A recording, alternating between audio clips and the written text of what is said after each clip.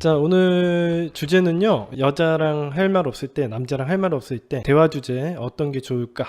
이런 거에 대해서 배워보도록 할게요. 억지로 공감대를 쌓지 마라. 이거에 대해서도 배워보도록 하겠습니다. 많은 사람들이 이제 소개팅을 하거나 썸남, 이런 사람들하고 카톡 대화를 나눌 때, 무슨 대화 주제로 대화를 나눠야 될지 몰라서 힘들어 하시는 분들이 굉장히 많으실 거예요. 아마 연애 초보분들이 그러실 가능성이 높은데, 오늘은 이 고민을 확 날려줄 수 있는 강의를 진행하도록 하겠습니다. 그래서 썸 탈 때나 사귈 때 이제 좋아하는 남자와 여자랑 대화를 하는데 자꾸 뚝뚝 대화가 끊기거나 상대방이 우리가 생각하는 것처럼 반응이 많이 좋지 않다고 느껴지거나 혹은 상대방 이성이 나에게 뭔가 질문이 없어서 말을 이어나가시는 데 있어서 고민되시거나 하시는 분들은 이 강의를 필수적으로 보시면 좋을 것 같습니다. 일단은 이 강의를 제대로 이해하기 위해서는 프라이즈 이론인 희소성의 원칙 강의를 좀 보시고 오시면 이해하는 데 더 도움이 되실 거라고 봐요. 첫 번째 먼저 보도록 하겠습니다. 우리가 주의해야 될 점 첫 번째는 무작정 연락을 이어나가려고만 노력하지 마라. 그걸 배워보도록 할게요. 점심 먹었어요? 이제 오후 근무 시작이네요. 여자가 네 그렇네요. 남자가 힘드시겠어요. 그래도 마지막까지 화이팅입니다. 그랬는데도 일이 많으신가 봐요. 뭐 이렇게 얘기하고, 그 연애 초보들의 특징이 뭐냐면 할 말이 있게 보내진 않아도 답장이 없으면은 또 기다립니다. 그러다가 일이 많이 바쁘신가 봐요. 오늘은 더 바빠 보이시네요. 여자애가 늦게 네 조금 바빴어요. 이제 퇴근해요. 오늘 너무 수고 많으셨어요. 집에 가는 길이세요? 답장이 없으면 남자가 아직 집에 도착 안 하셨나 봐요. 아니면 주무시나요? 그랬는데 답장이 없습니다. 아마 위의 대화 예문만 봐도 숨이 탁탁 막히고 뭔가 답답한 상황인 것을 금방 알 수 있으시죠? 나쁜 대화 예시예요. 여러분들 보고 이렇게 하면 안 되겠구나, 이게 뭐가 잘못됐는지도 스스로들 한번 생각을 해보세요. 엄마가 아들아 회사 출근했니? 응 출근했지. 밥은 챙겨 먹었고?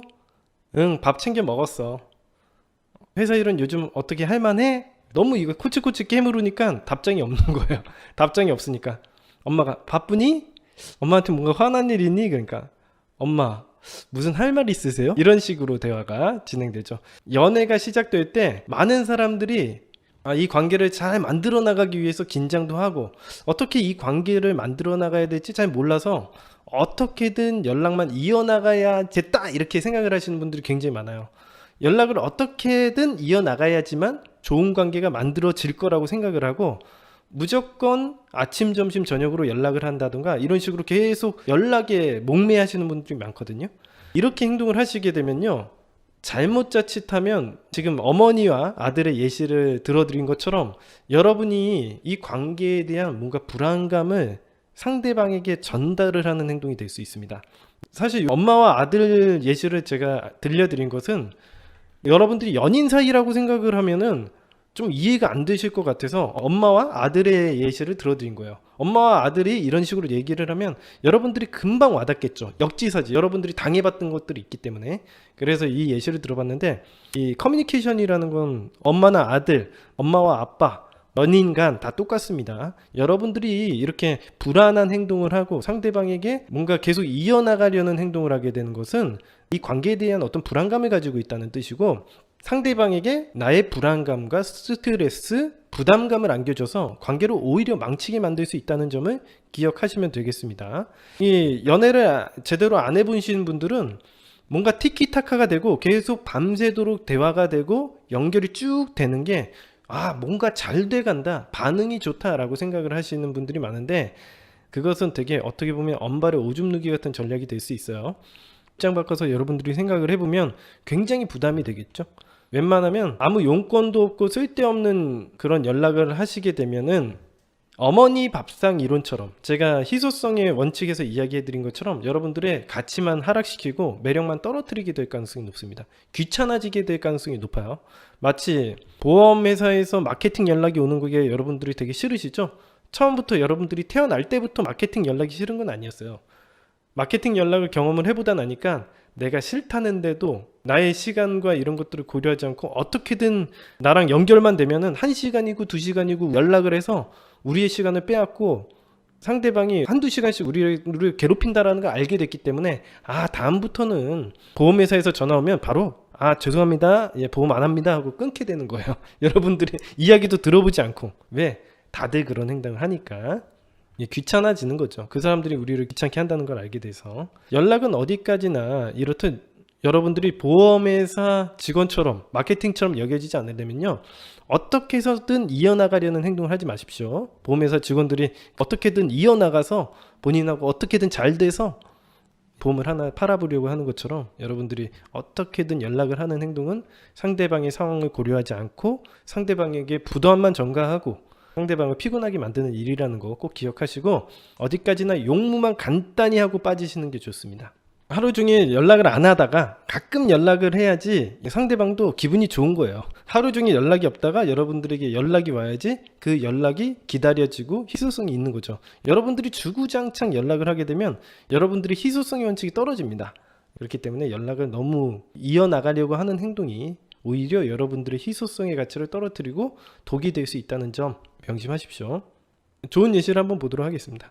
퇴근길인데 배가 무척 고프네요. 그러니까 남자애가 그쵸, 저도 퇴근길에 꼭 배가 고파지더라고요. 남자들이 대부분 여자들이 뭔가를 얘기를 던지면 이어나가려는 행동을 하거나 반응이 안 좋다고 해봐도 상관없습니다. 어차피 똑같습니다.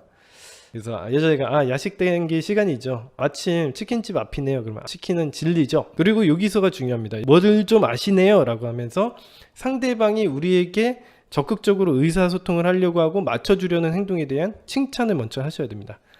그러고 나서 언제 같이 한번 치맥해요 라고 얘기를 하는 게 좋죠.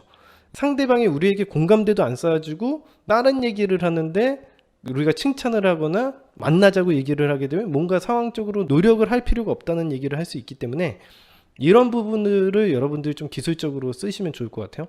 상대방이 내가 무엇인가를 얘기를 했을 때 상대방이 맞춰주려는 행동을 하는데, 여러분들 한번 실험을 해보시면 압니다. 소개팅을 해보면 딱 아는데, 이렇게 관계가 만들어지기 전에는요, 상대방이 대부분 예의상으로라도 우리가 뭔가를 얘기를 하면 맞춰주려는 행동을 기본적으로 합니다.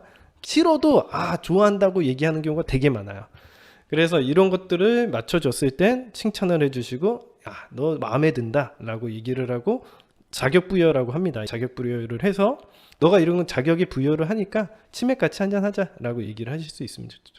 그러니까 남자애가 좋죠, 불러만 주세요 이렇게 얘기를 할 수 있는 겁니다. 그래요, 이제 피곤하실 텐데 집에 들어가서 쉬세요 라고 우리가 대화도 마무리 짓고, 그래서 이런 식으로 우리가 대화를 이끌어 나가야 돼요. 이게 대화 초반에는 가능해요. 그러니까 여러분들이 누군가와 썸을 막 시작하거나 소개팅을 처음 받아서 막 대화를 시작하려고 하거나 그랬을 때는 이게 가능해요. 왜냐면 처음 만나면은 사람들이 조심하고 웬만해선 잘해보려는 마음에 소개팅을 받았기 때문에 맞춰주려는 노력들이 나타날 가능성이 거의 90% 이상이거든요. 덜컥 소개팅 나오겠다고 하는 약간 준비 없는 애들이 한 10% 정도는 있을 수 있겠지만 거의 한 8, 90%는 가능한 전략이라고 봅니다.